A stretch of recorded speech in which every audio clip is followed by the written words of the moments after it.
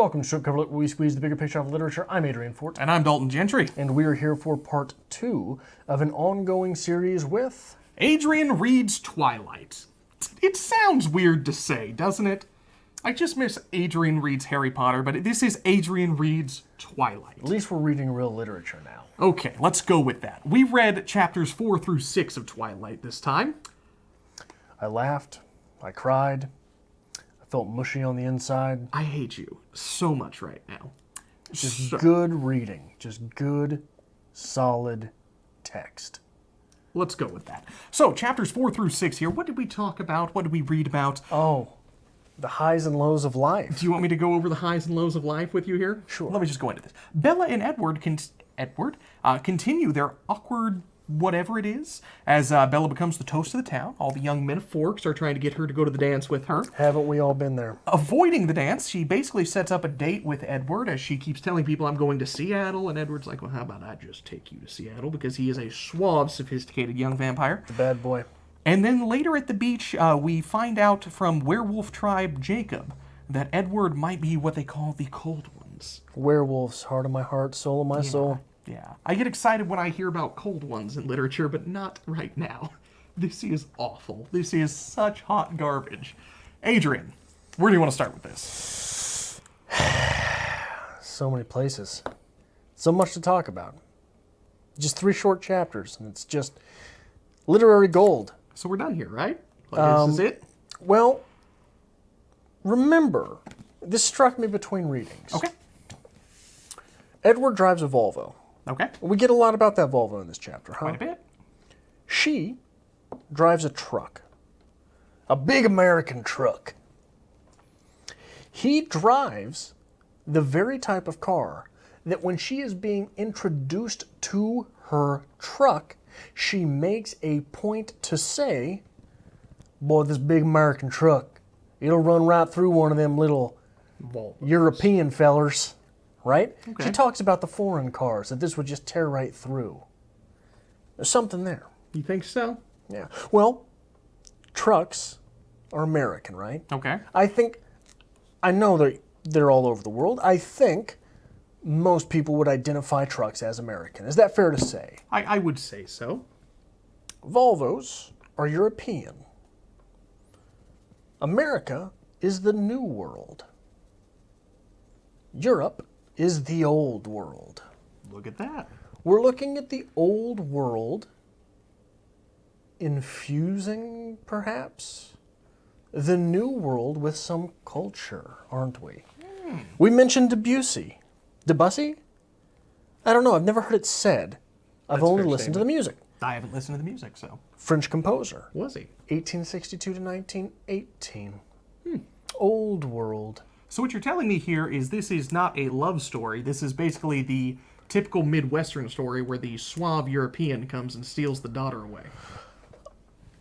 I'm not so sure because we get that we get it at the end of this 3-chapter reading where she's talking to Jacob. Yes. Jacob. Now it seems there's a tryst. It seems there's a lover's triangle Seems to developing. And I'm a little uncomfortable with it. Okay. Because Edward is the cultured, old world vampire Okay. who's not just white. He's very, very white. So white, his skin is cold. I like to imagine that's exactly how he should have sounded in the movies. Like next to Bella's just like, Good I Lord. love him. Good Lord. I love him so much. My name is Edward. So it's very standard literature you're saying here. It's just a standard love triangle between a 15-year-old boy, a 17-year-old girl, and a 200-year-old man. Is he 200? I don't know. I'm estimating at this point. I'm assuming that he's much older than high school age, which I'm assuming we'll get there, but I don't understand why he's in high school. I'm waiting for that to make me uncomfortable. Okay. That's not why I'm uncomfortable yet. Okay. So you've got the cultured Edward, the white man, who's old world. And you've got the heathen, who's subhuman and a werewolf. Right? Okay.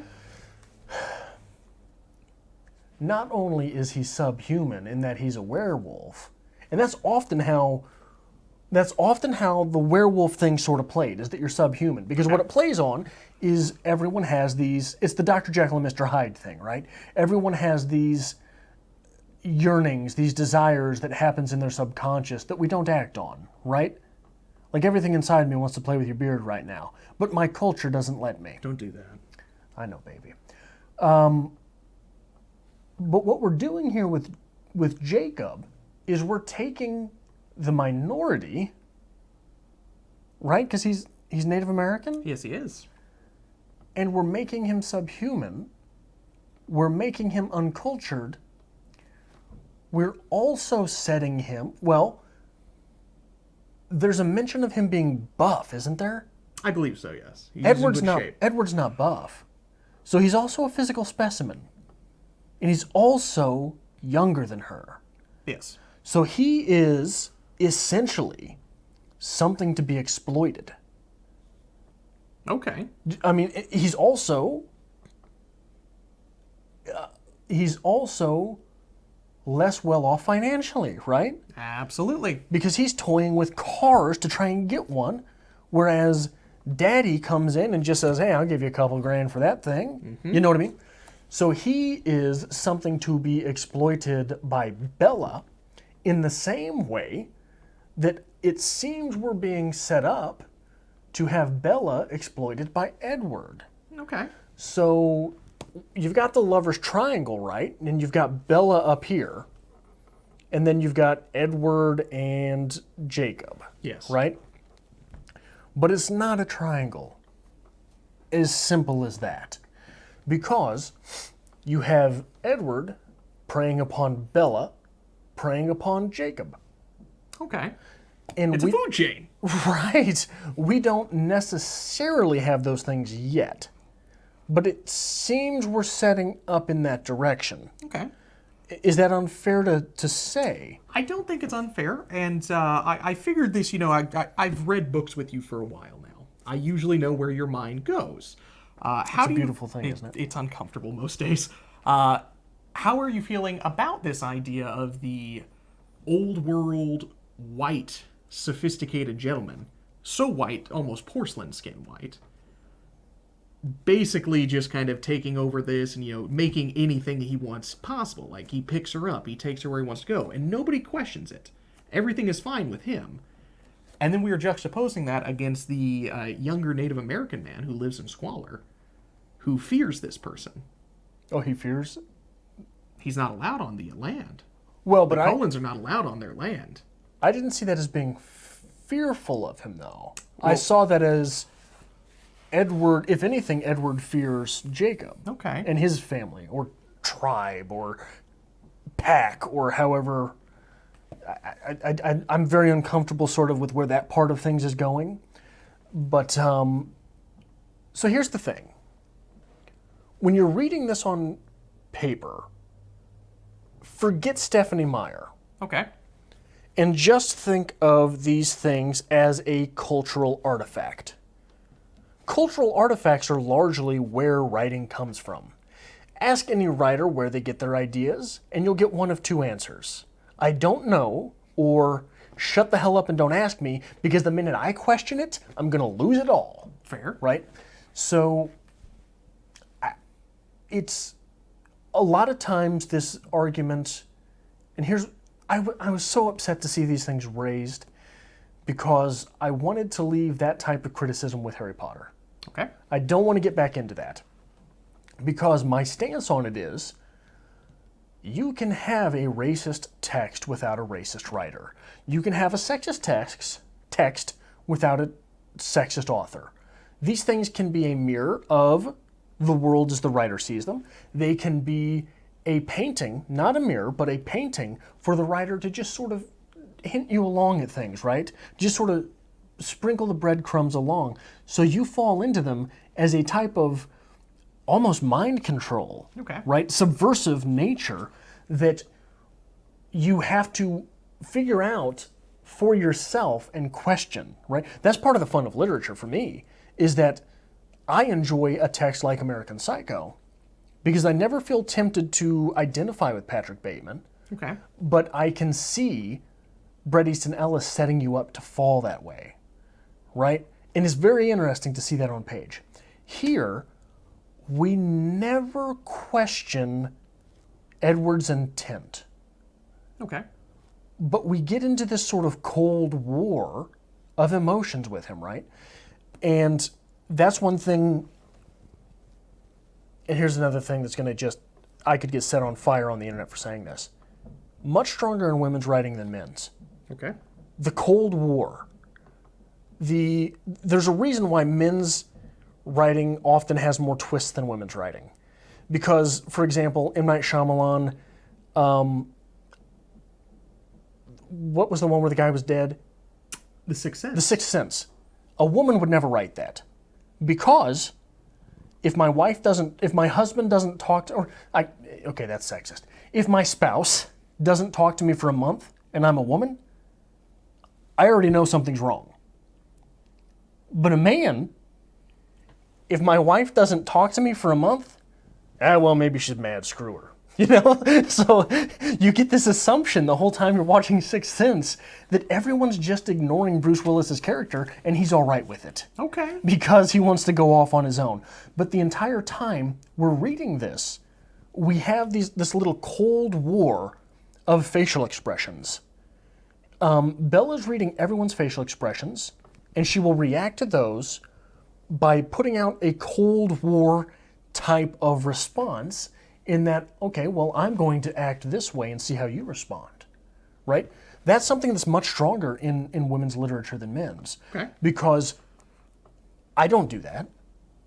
If I want to be mad at you, I want you to know it. I don't care how you respond, right? But We've established this. So in that Sixth Sense type of scene, Okay. if Adrian doesn't text you for a week, what does it mean? Adrian doesn't want to talk to me. Yeah. You idiot. You did something wrong. Fair. Don't talk to me. We'll most be weeks. fine the next weeks. time I see you. Okay. Right? There's a lot more going on in real life than that, though. Okay. And oftentimes, Chuck Palahniuk's a great example. Chuck Palahniuk has twists in all of his literature, and Chuck Palahniuk's very masculine type of literature, right? Has a lot of twists, doesn't have a lot of Cold War. And what I mean by Cold War is Bella dislikes a lot of these people. Yes. She's not acting on it. A lot of these people seem to be developing dislike and distrust for Bella. They're not telling her. So there's a lot of politicking going on in this novel, isn't there? Okay. But the other part of this love triangle that's very, very troubling, because I forgot what point I was making when I started saying it. Went on a tangent. It's fine.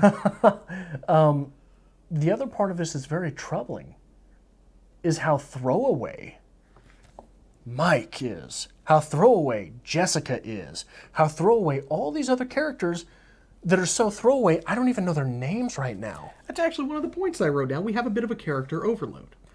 We have a couple of developed characters. We'll call them developed. We have Edward. We have Bella. We now just got Jacob. We get a little of his mythos and his history. And you already know Jacob. We already know Jacob. You've got 4 pages of Jacob and you know him. Absolutely. But then everyone else in the school who we say, oh, well, obviously they're not going to be a major character, I can't tell you anything about. Besides the fact that all the men are pining after Bella because she's the new girl in the school. They all want to, take her to the dance. And all the women are just kind of there. There's no real good scene with any of the women's. With the women, there's no good scene. Any of the women's. There's no good scene with Jess. We have no character development. We have no intrigue with any of these characters, besides the fact that they're just there. So I would argue a bit of a different argument here. Okay. They are the great pastoral white. Okay.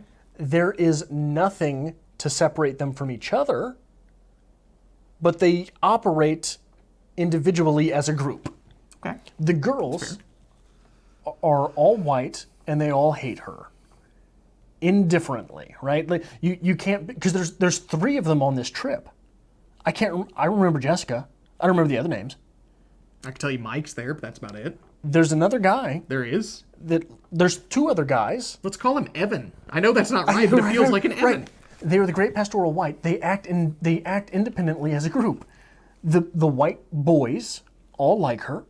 The white girls all hate her. Okay. So it is, I remember, and it's weird how, so not to get too much into my own life, I don't remember a lot about my childhood, okay? And by childhood, I even mean early adulthood. And I've been trying to remember a lot of this, right? Because as a writer, I think it's good to have those experiences to exploit. Okay. This text takes me so back to high school, right? The people who hate gym class, the lunchroom scene, all of these things. I don't remember anything about high school, but it's taken me back there. And I remember, and this is, okay, I remember I dated a girl in high school. My high school sweetheart was a Filipino girl. And she told me a story of, she had this Filipino group that she would go see on the weekends. When she very first got a boyfriend, they were talking about it. And she was telling them about me. And one of her friends said, "Oh, just another white guy."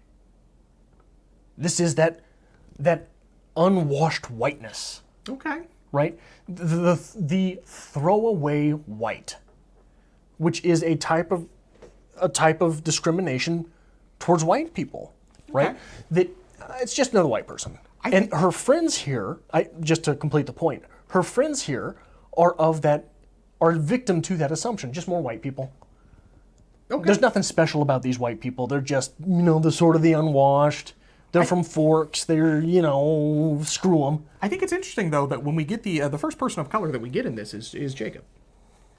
Presumably Native American.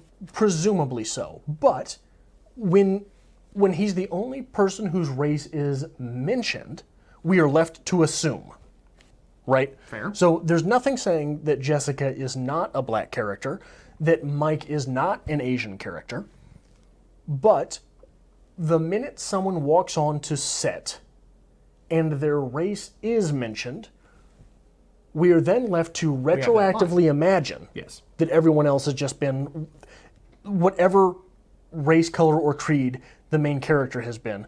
The main character is introduced as white because her skin is so white she's almost see-through, right? Okay. But you were making a point there. I just think it's interesting that the first time we get somebody who is not just your standard white that you're talking about, this Blanche white that we're getting, the whitewash, we get Jacob. And the only thing we know about this character is, he lives over with, his people over here. And that's often referred to his people. They're in poverty. He can barely afford a car. I mean, look at the truck that they sold to us, and this is what they got. They don't go to school with us. They're kept separate from us. And they're just kind of there. It's a little uncomfortable the way it's being set up. Well, and it wouldn't be so uncomfortable. So there's verisimilitude there, right? Okay. Oftentimes this is the case, that there is a reservation and Native American people are separate from the white people, and True. They're sort of, it's so uncomfortable to talk about something like this without coming across as endorsing it, right? Okay. But oftentimes in these situations, Jacob knows how to fix up cars. This is a tool that he uses to get himself ahead. It's true. It can be seen very easily as a form of exploitation for Daddy to come in and drop money on him and take the car, right? And it is interesting because this feels like stereotype, 100% stereotype. But oftentimes this is a situation where Native Americans are going to be living separately from the white people. And in a form of poverty. Megan is Native American. Her father lived on a reservation for a while. So I've got that experience where they have lived separately. That's a thing. And oftentimes it's not the greatest living situation. But again, this seems to be the only time where, as you put it, race is brought up. And therefore we're just going to hammer this in. Right. And the direction I'm going is, imagine. So you've got, is it his brother that's there that's 19? He mentions how he has a bunch of, no, he has older sisters or something who have gone off and done good things. Right, but there's another guy on this trip. I couldn't even tell you. I don't remember his name, but I believe he's related to Jacob. Okay. I thought he was a brother, might be a cousin, might be some distant relative. He's 19. Okay. Because Bella makes the statement, he looks too old to be hanging out with us.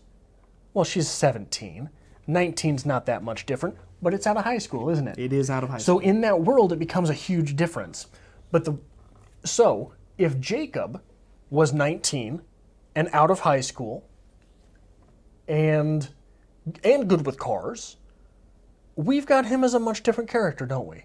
Okay. He's not the 15-year-old who's just sort of this specimen that's there to be exploited by the great white woman. Right? Okay.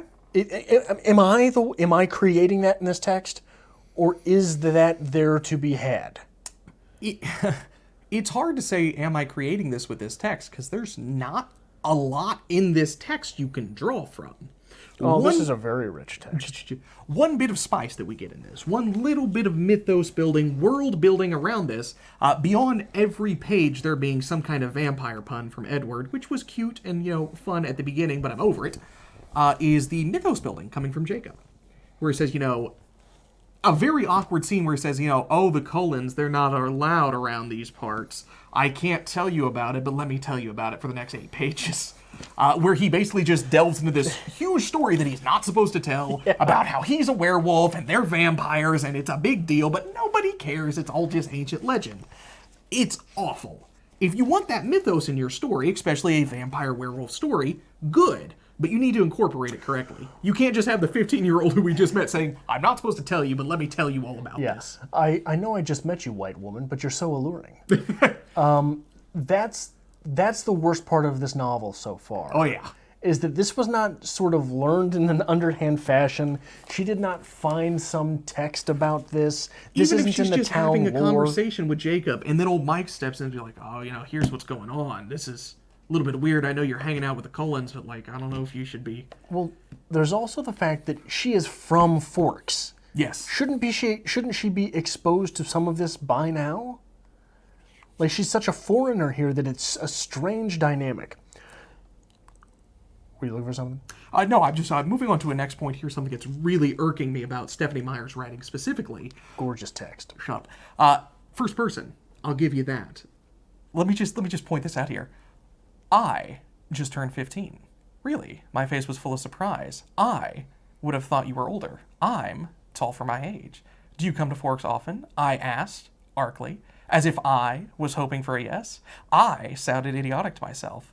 I was afraid he would turn on me with disgust. I just opened to a random page. This is so staccato. There is no flavor to this writing.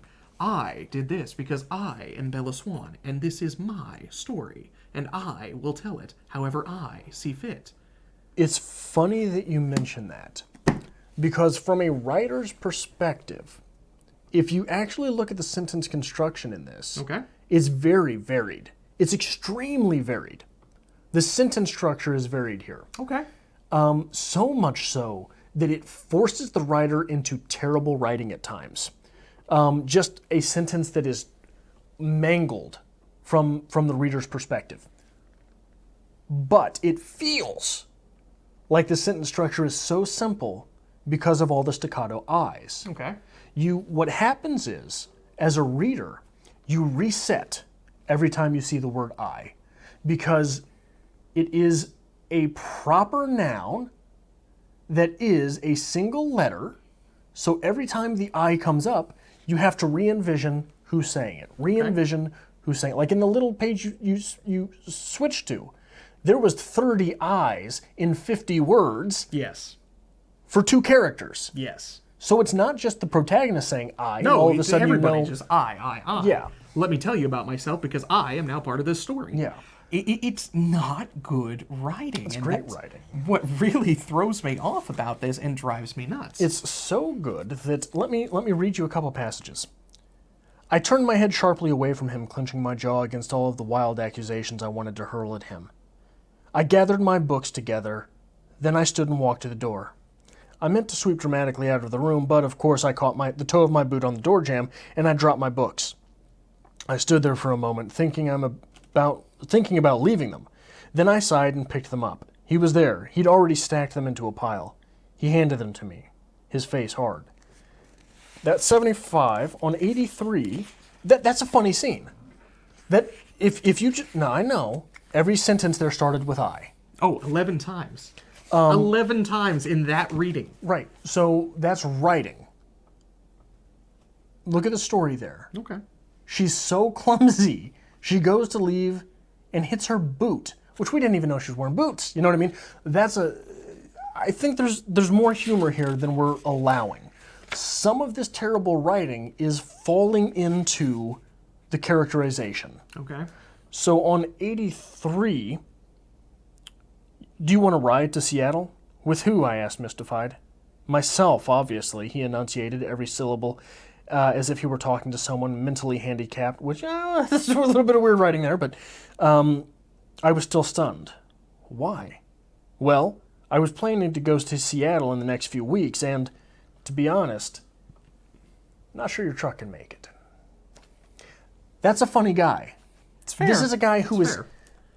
That's bullying, but it's bullying in the way that friends bully, isn't it? That humor is so dead in this text, though, because Bella Swan is the quintessential wet rag of a character. We always talk about, this character might be a wet rag. There is no personality to her whatsoever. I think she's got more than you're allowing. No. She's got more than you're allowing because of all the Cold War stuff that I mentioned earlier. The wet rag of a character just absorbs everyone's wetness and moves on. Bella is trying to give it back. Okay.